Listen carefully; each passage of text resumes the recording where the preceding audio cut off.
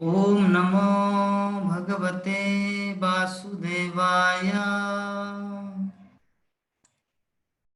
ओम नमो भगवते वासुदेवाय। ओम नमो भगवते वासुदेवाय। ओम नमो भगवते वासुदेवाय। ओम नमो भगवते वासुदेवाय। नारायणं नमस्कृत्य नारायणं नारायण नमस्कृत्य नरं चैव नरोत्तमं नरं चैव नरं नरोत्तमं चैव नरोत्तमम् देवीं सरस्वतीं व्यासं देवीं सरस्वती देवी व्यासं तो जयमुदीरये। ततो ततो जयमुदीरये। जयमुदीरये। नष्टप्रायेषु अभद्रेषु नष्टप्रायेषु अभद्रेषु नष्टप्रायेषु भद्रेषु नित्यं भागवत सेवया नित्यं भागवत सेवया भगवती उत्तम श्लोके भगवती उत्तमश्लोके भक्तिर्भवति नष्टिके। भक्तिर्भवति नौष्टिके।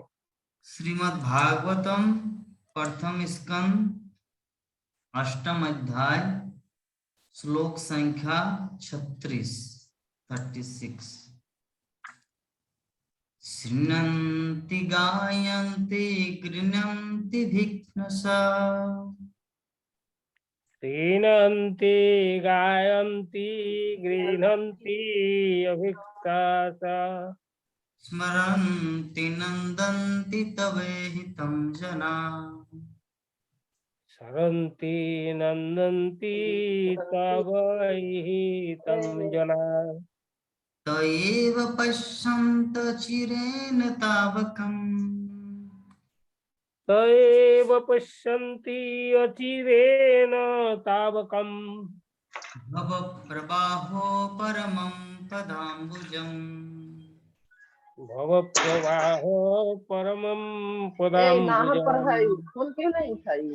शृण्वन्ति गायन्ति गृह्णन्ति भिक्ष्णसाः क्रीणन्ति गायन्ति गृह्णन्ति अभीक्ष्य स्मरन्ति नन्दन्ति तवेहितं जना। सरन्ति नन्दन्ति तव हितं जना।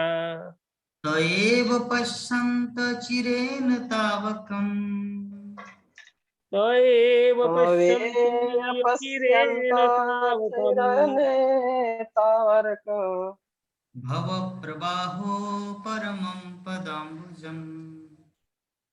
भवप्रवाहो भव परमं प्रवाहो परमं पदं पदम्बुजम्। भुज।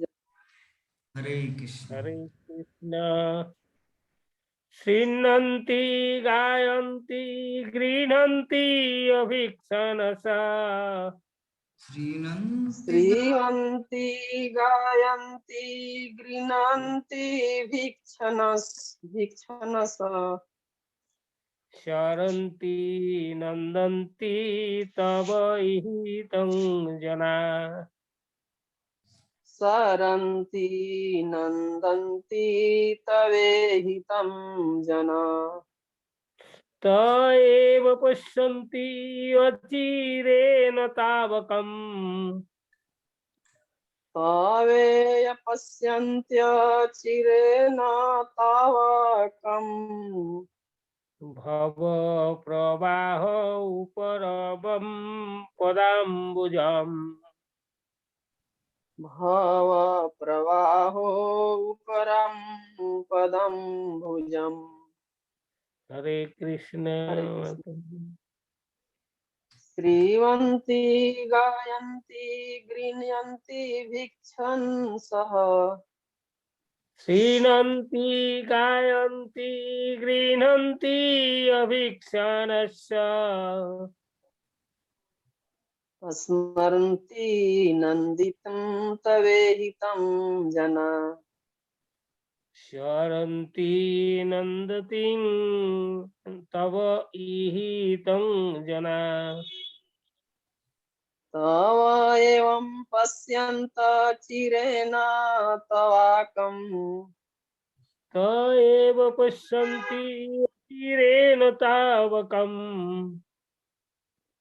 भाव प्रवाहो परमपदाम्बुजम्। भाव परमं पदाम्बुजम्। हरे कृष्णा। हरे कृष्णा प्रभु।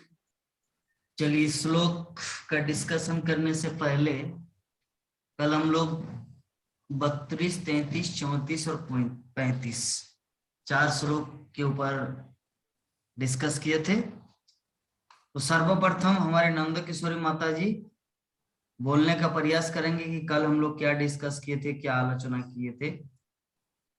हरे कृष्ण। हरे कृष्णा प्रभु जी, थोड़ा सा बताएंगे प्रभु जी। ये कुंती माता बोल रही है कृष्ण भगवान के कि आप तो सभी जी वासुदेव और देवकी दोनों लोग प्रार्थना किए थे कि हे कृष्ण, मेरे पुत्र के रूप में आप जन्मे।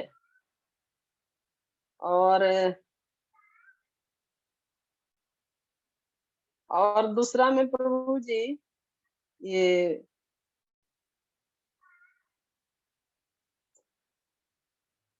थोड़ा सा भूल गए, पढ़ करके भी भूल गए।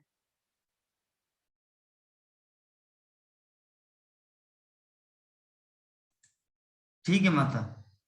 हमारे विश्वनाथ प्रभु जी, कल क्या क्लास में डिस्कस हुआ था, थोड़ा सा हम लोग को स्मरण करवाएंगे। हरे कृष्ण।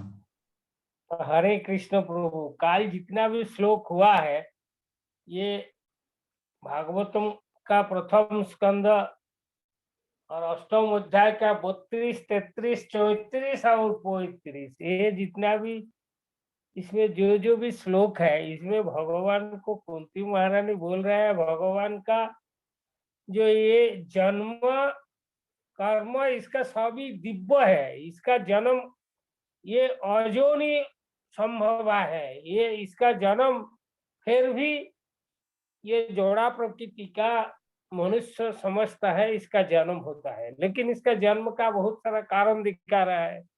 तो ये कभी बोल रहा है जो इसी का भगवान जन्म लेता है किसी राजा को महिमास करने के लिए, ये भगवान का जन्म। जैसा किसी का कुआ होता है, मतलब यहाँ राजा को महिमा, देश में राजा अच्छा होगा तो उस देश का प्रजा भी खुश रहेंगे। राजा सदाचारी होगा, धर्मपरायण होगा तो उस देश का सभी प्रजा खुश रहेंगे। तो ये यहाँ कुंती महारानी 32 नंबर श्लोक में यही बता रहा है कि युधिष्ठिर महाराज को महिमा, उसका महिमा बढ़ाने के लिए भगवान उसका साथ दिया है और जोधुकुल में उसका जन्म हुआ है।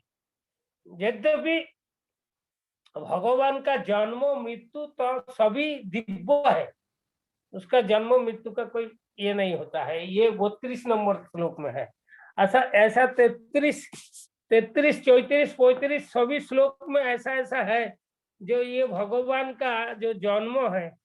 इसका एग्जाम्पल बहुत सारा दिया है, वो एग्जाम्पल नहीं जाना है। 32 का बाद 33 नंबर श्लोक में ये भगवान कभी जब आते हैं तब इसमें वो वसुदेव और देवकी का घर में, वसुदेव उसका पुत्र का रूप में जन्म लिया था। तो उसमें क्या वसुदेव जो द्रौपदी और वसुदेव का पूर्व जन्म में वो उसका सुतपा और कृष्णी ये नाम था। तो उसमें ये दोनों भगवान का बहुत तपस्या किया, परमेश्वर भगवान का तपस्या किया, तो उसमें तपस्या से संतुष्ट हुआ और उस लोग वर मांगा उससे, वर मांगा, बोले तो मेरा घर में आपको पुत्र का रूप में जन्म लेना है, यही उसने बताया। तो ये 33 नंबर श्लोक में वो भगवान बोले ठीक है, इस जन्म में नहीं, फिर अगला जन्म में वो दापर युग में आके, दापर युग में उसने वो उसका पुत्र का रूप में वसुदेव और देवकी इसका पुत्र का रूप में वो जन्म लिया है। ये 33 नंबर श्लोक हो गया। अभी 34 नंबर श्लोक में जो बोल रहे हैं वो जब पृथ्वी मतलब हमारा ये धरित्री माता जब जब पापों में परिपूर्ण हो जाते हैं, जब उसका असहाय हो जाते हैं, वो जब सज्जन कर नहीं पाते हैं, तब उसने भगवान ने ये धराधाम में अवतीर्ण होता है। मतलब तब ब्रह्मा के पास जाते हैं, तो ब्रह्मा फिर क्षीरोदक्षाई विष्णु ये सब के पास जाके प्रार्थना करते हैं। जब प्रार्थना करने के बाद फिर से वो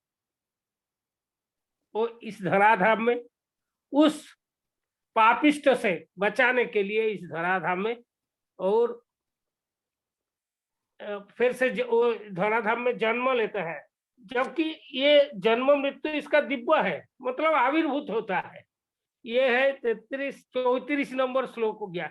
अभी 35 नंबर श्लोक जो है, ये छोटा छोटा करके 35 नंबर श्लोक में जो है, ये जो जब मनुष्य का क्या ये जो नवोधा भक्ति का बात आए ना इसमें से, तो ये इसमें शरण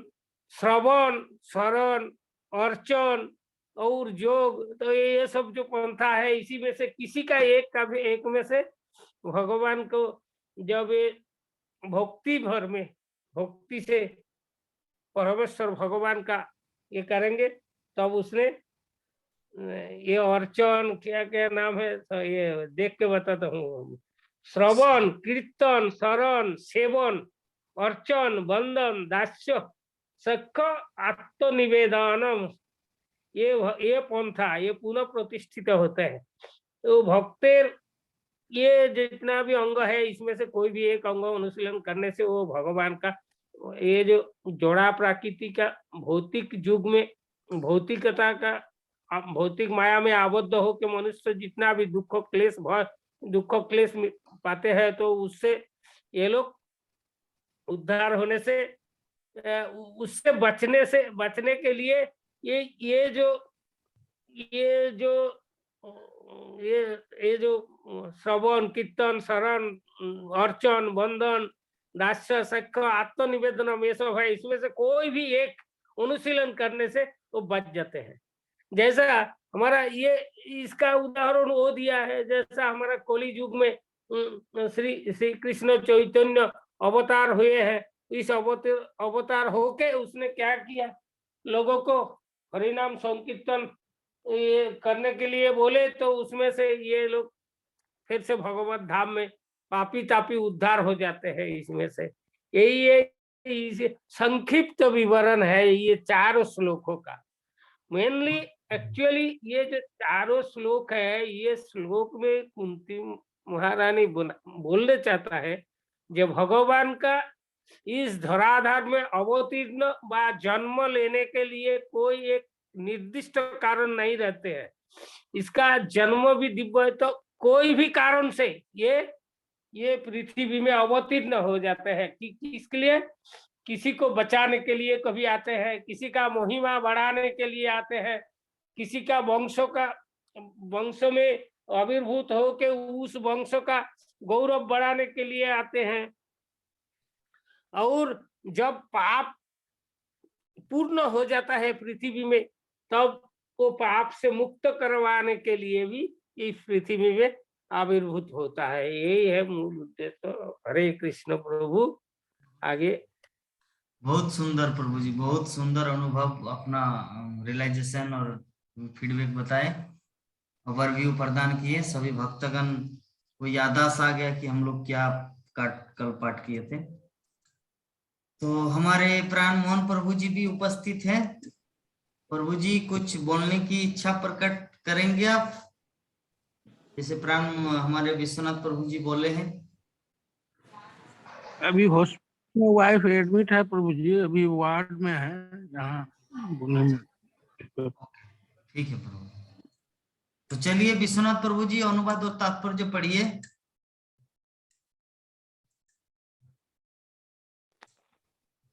मोबाइल में पढ़ पाएंगे, देखता हूँ।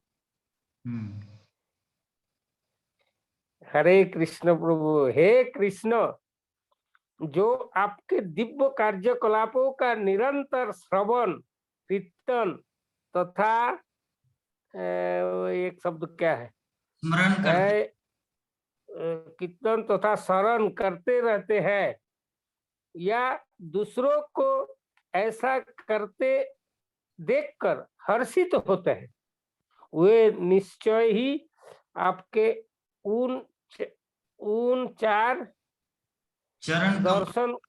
चरण कमलों को दर्शन करते हैं जो जन्म मृत्यु के पुनरागमन के रोकने वाले हैं।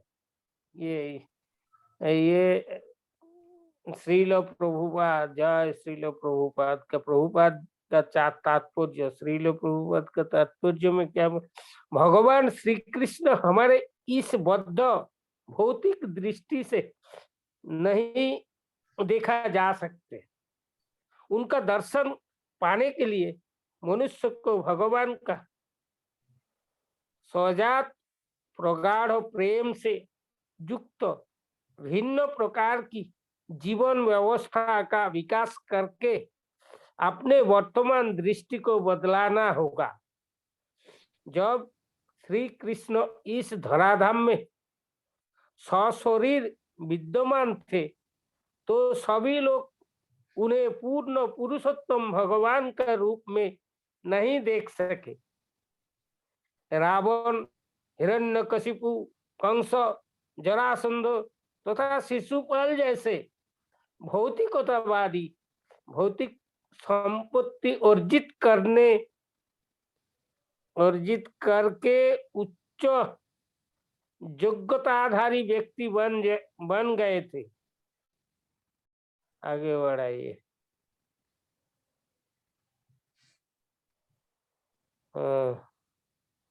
बन गए, लेकिन वे भगवान की उपस्थिति को समझ पाने नहीं पाए थे। अतएव भले ही भगवान हमारे नेत्र के सामने उपस्थित क्यों न हो, जब शब्द क्या है, जब तो उपेक्षित दृष्टि, जब तक हमारे उपेक्षित दृष्टि नहीं होते तब तक उनके देख पाना असंभव है। यह अपेक्षित योग्य भक्तिमय सेवा द्वारा उत्पन्न होते हैं, जिसका शुभारंभ उचित स्रोतों से भगवान के विषय में श्रवण करने से होता है। भगवद गीता ऐसा लोकप्रिय ग्रंथ है जिसे सामान्य लोग सुनते, गाते तथा बारंबार पढ़ते हैं, लेकिन कभी कभी ऐसा अनुभव होता है कि ऐसी भक्ति संपन्न करने वाला व्यक्ति भगवान का साक्षात दर्शन नहीं कर पाते। इसका कारण यह है कि श्रवण नामक पहली विधि अत्यंत महत्वपूर्ण है। यदि श्रवण सही स्रोतों से किया जाता तो इसका प्रभाव तुरंत पड़ता है। सामान्यतः लोग अनधिकृत व्यक्तियों से श्रवण करते हैं। अच्छा, ऐसे अनधिकृत व्यक्ति शैक्षणिक आगे योग्यताओं में भले ही प्रकांड विद्वान हो, किंतु उनके द्वारा भक्ति के सिद्धांत का उसमें क्या है जाने का कारण जाने पालन का कारण उनसे श्रवण हाँ, करना। उन श्रवण करना केवल समय का अपव्यवहार है। ढक गया, रुकिए। हाँ, केवल समय का अपव्यय ही होगा। कभी कभी उसमें क्या है, कभी कभी मूल ढका पाठ की हुआ है। मूल पाठ की व्याख्या कलात्मक ढंग से इस तरह की जाती है जिससे वे अपने खुद का हेतु, वो ढका हुआ है, वो अपना खुद का हेतु सिद्ध कर सके। सिद्ध कर सके। अतएव सर्वप्रथम सक्षम तथा योग्य वक्ता चुनना होगा और तब उससे ही श्रवण करना होगा। जब श्रवण विधि पूर्ण तथा पक्की हो जाती है तो अन्य विधियां सत्य ही पूरा हो जाती है। भगवान के अनेक दिव्य कार्यकलाप है और इनमें से हर एक से वंचित फल प्राप्त दिखाई दे, प्राप्त हो सकता है। एक से वंचित फल प्राप्त हो सकता है, बशर्ते कि श्रवण विधि परिपूर्ण हो। भगवान की कार्यकलाप पांडव के साथ उनके व्यवहार से प्रारंभ होते हैं। असुरों तथा अन्यों के साथ बर्ताव के संबंध में भी भगवान की अन्य अनेक लीलाएं हैं और 10वें स्कंध में उनकी प्रिय गोपियों को साथ ही साथ द्वारका में उनकी अपनी पत्नियों के साथ के व्यवहार का वर्णन है। क्योंकि भगवान अवस्था में परम अवस्था में है, परम अवस्था में है, अतएव भगवान की क्रियाओं को प्रामाणिक वक्ता कभी भी ऐसी बातों सुनने में उलझाते नहीं। मनुष्य को चाहिए कि भगवान के विषय में प्रारंभ से ही श्रीमद् भगवत या अन्य शास्त्रों से श्रवण करे। इससे श्रोता की उत्तरोत्तर पूर्णता प्राप्त करने में सहायता मिलेगी। अतएव किसी सोचना चाहिए कि गोपियों का साथ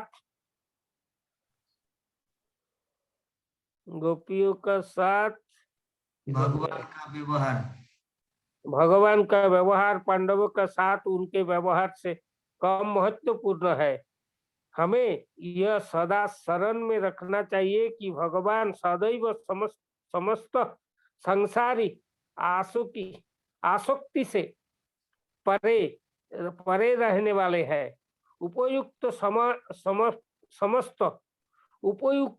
समस्त आचरणों में वे ही नायक है और उनके विषय में यह अनेक भक्त या उनके प्रतियोद्धाओं के विषय में श्रवण करना आध्यात्मिक जीवन के लिए अनुकूल है।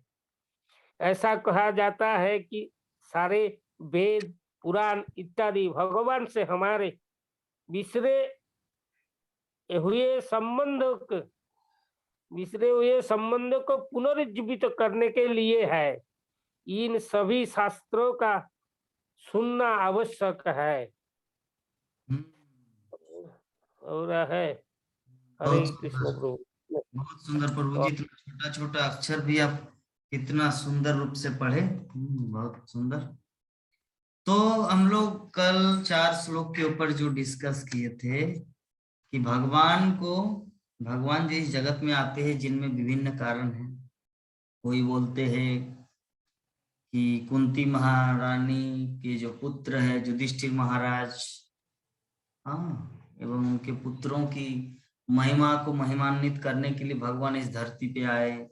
कोई बोलते कि देवकी और वसुदेव ने पिछले जीवन में तपस्या किया था जिसके कारण पुत्र रूप में, हाँ, भगवान को पाने की उम्मीद से भगवान आए। कोई बोलते कि ब्रह्मा जी गाय समेत पृथ्वी देवताओं समेत जो गए थे, और भगवान से प्रार्थना किया तो भगवान उनके कारण अवतीर्ण हुए। और कोई कहते कि श्रवण कीर्तन स्तव भक्ति प्रदान करके लोगों को भगवत धाम ले जाने के लिए भगवान ऐसा कार्यकलाप करते हैं। तो आज का जो हमारा श्लोक है, आज के श्लोक में भगवान के बारे में कुंती महारानी व्यक्त कर रही है कि हे कृष्णा, जो आपके दिव्य कार्यकलापों का निरंतर श्रवण कीर्तन तथा स्मरण करते हैं या दूसरों को ऐसा करते देखकर हर्षित होते हैं, वे निश्चय ही आपके उन चरण कमलों का दर्शन करते हैं जो जन्म मृत्यु के पुनरागमन को रोकने वाले हैं।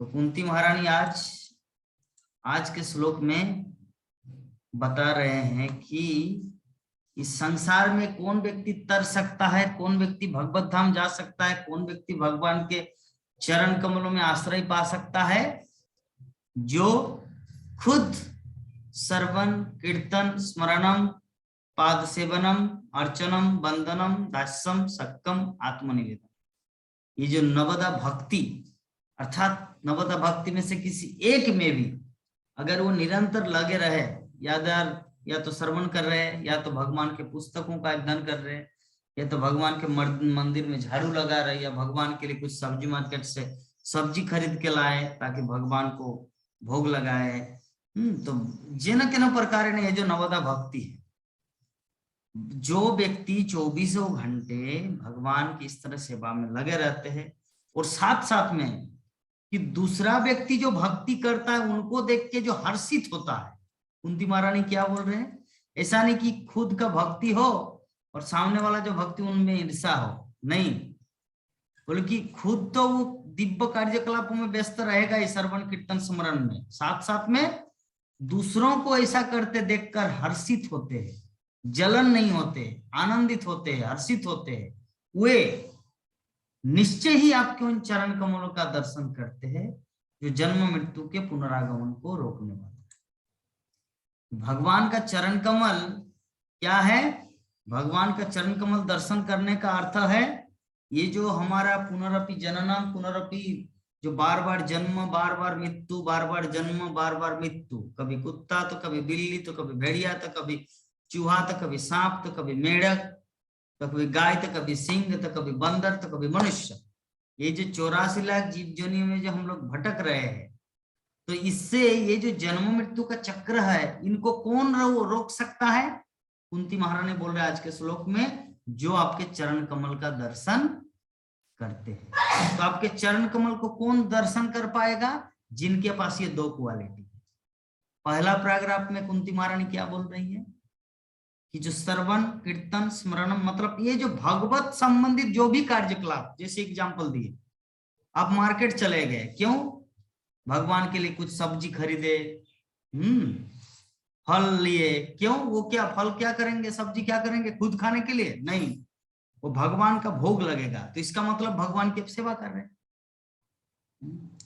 भगवान के मंदिर में आप झाड़ू लगा रहे हैं, भगवान का जो ठाकुर बाड़ी है उसमें मोछा लगाए, क्लीन किए, वो भी भगवान की सेवा है, ठीक है।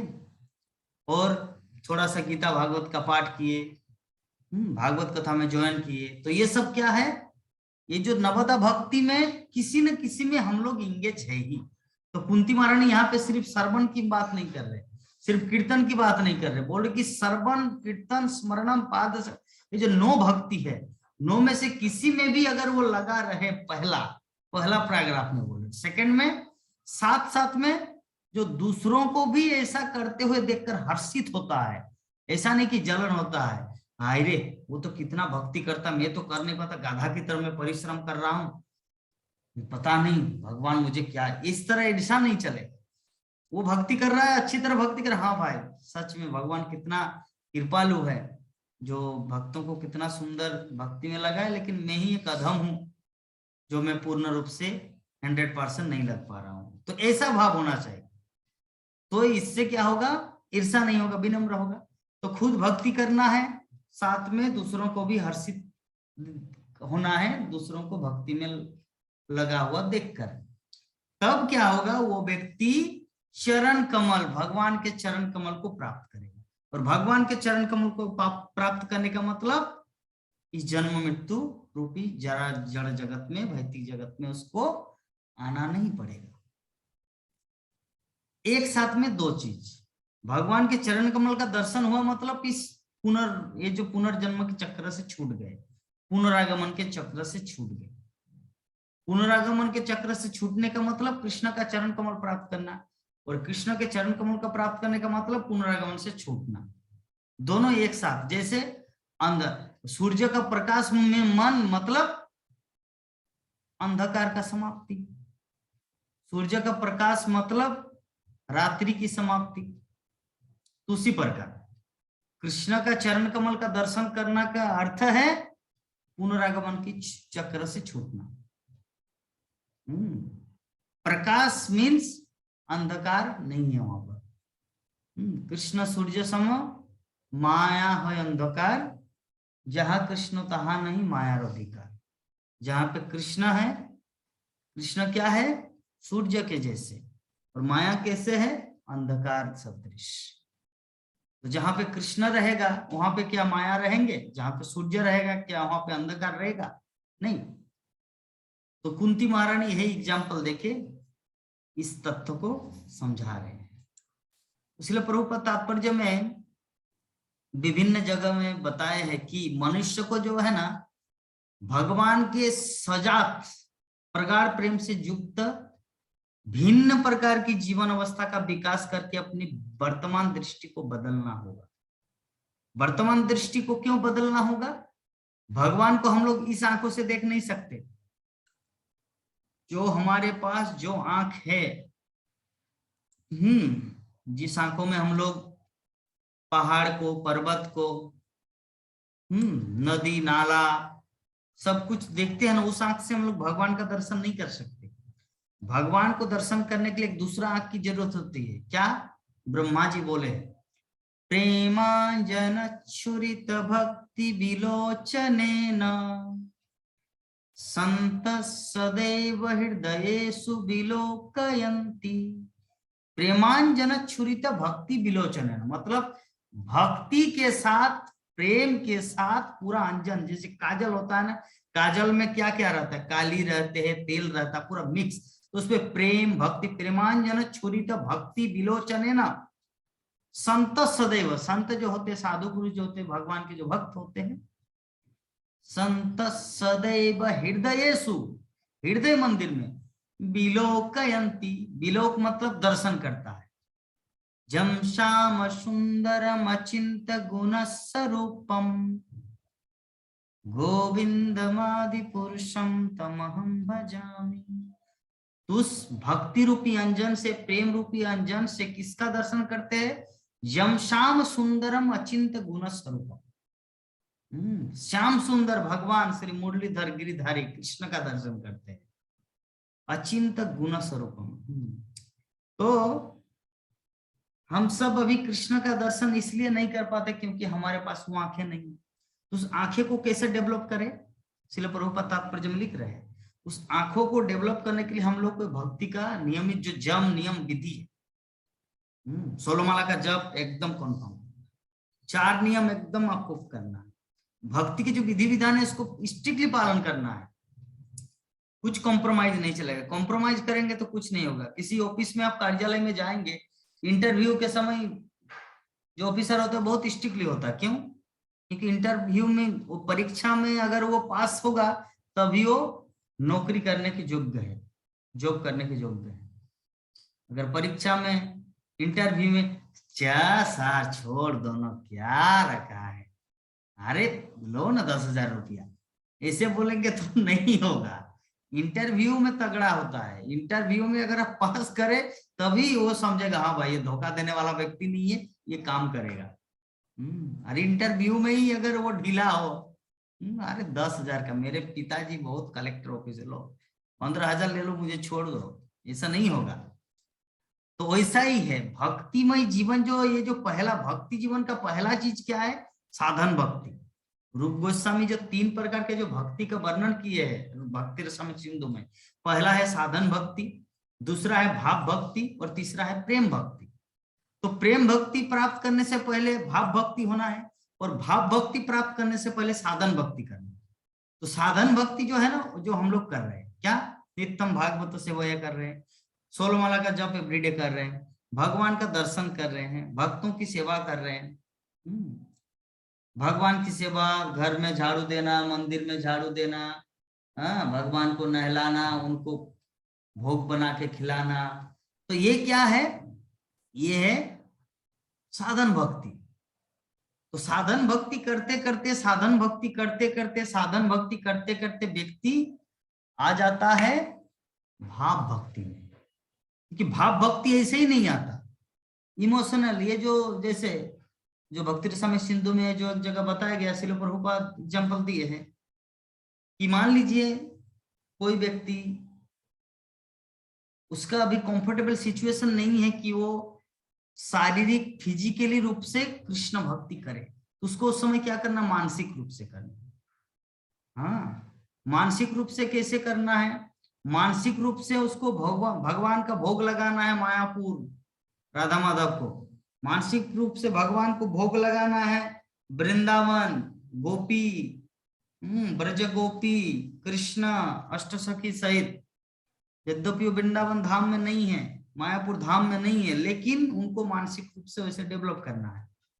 जो ब्राह्मण है, भक्ति रसामृत सिंधु में जो उदाहरण दिए कि ब्राह्मण, उनके पास कुछ साधन नहीं था, लेकिन वो आंख बंद करके भगवान के लिए वन से, जंगल से लकड़ी लाया, सूखा लकड़ी लाकर वो क्या किया?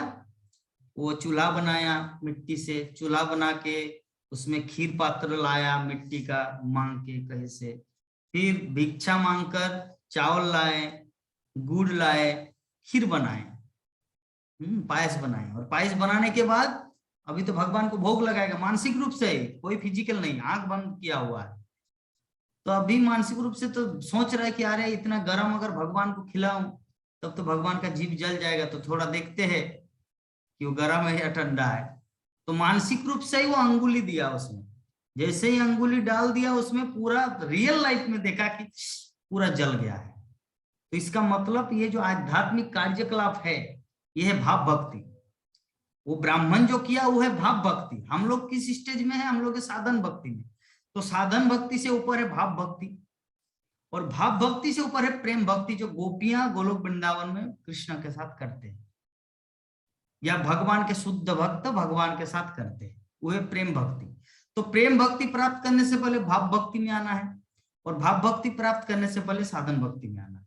क्योंकि किसी अवस्था में मान लीजिए आप, जैसे उदाहरण दिया जाता है वसुदेव का, जब भगवान श्री कृष्ण का जन्म हुआ तो उस समय वसुदेव के पास साधन नहीं था कि ब्राह्मण को गाय दान करना, ये करना, वो करना, लेकिन मानसिक रूप से वो लाखों गाय डोनेट किया कि अमुक ब्राह्मण को इतना गाय दान किया, अमुक ब्राह्मण को इतना, उनको इतना स्वर्ण मुद्रा। भगवान जेल खाना में रहते रहते ही, कारावास में ही वसुदेव ने आंख बंद करके, जब भगवान श्री कृष्ण का जन्म हुआ, अवतरण हुआ, तो डोनेट करने लगा। उसका फल है, इसे बोलते मानसिक स्तर, जिसे बोलते भाव भक्ति। हाँ, और प्रेम भक्ति, तो प्रेम भक्ति तो हम लोग को तुरंत होगा नहीं, जिसके लिए प्रैक्टिस है। प्रैक्टिस से भाव भक्ति। तो भाव भक्ति हम लोग को कब होगा? जैसे हम लोग एक बार तिरुपति बालाजी गए थे, संकीर्तन भक्तगण। तो अभी हम लोग बस में ही है, नहीं तिरुपति बालाजी नहीं, जगन्नाथपुरी। तिरुपति बालाजी तो ट्रेन में गए थे। तो बस में हम लोग जाते हैं नवंबर के महीना में, श्री क्षेत्र परिक्रमा में। तो शाम के 6 बज गया।